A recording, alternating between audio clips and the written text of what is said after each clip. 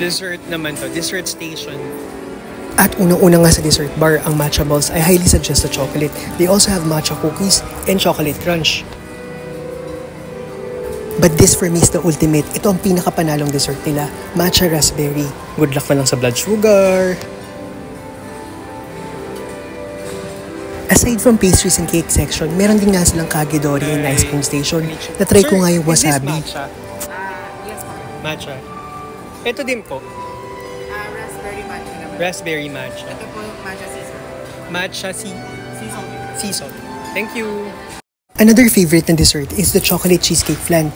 Must try.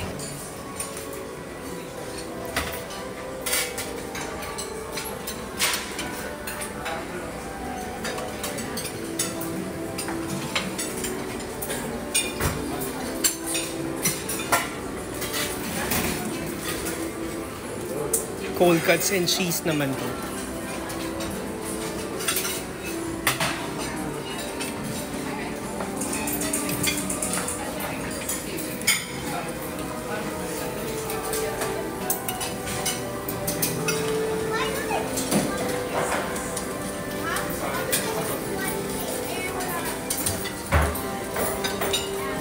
Syempre, I highly suggest na upakan nyo ang sushi, sashimi, nigiri, mackerels, and salmon para makumpleto ang Japanese buffet experience. Salad station.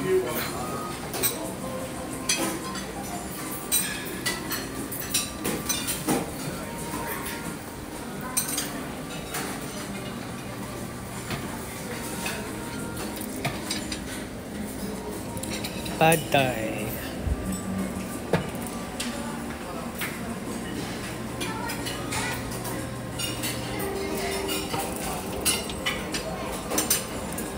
Japanese beef curry. Hi guys, so we're here at Hotel Okura. So, syempre, Japanese buffet. So, we'll try their nigiri, maki rolls, and then salmon. Try natin yung, ano ba to? Yung salmon nila na to. Maki pala.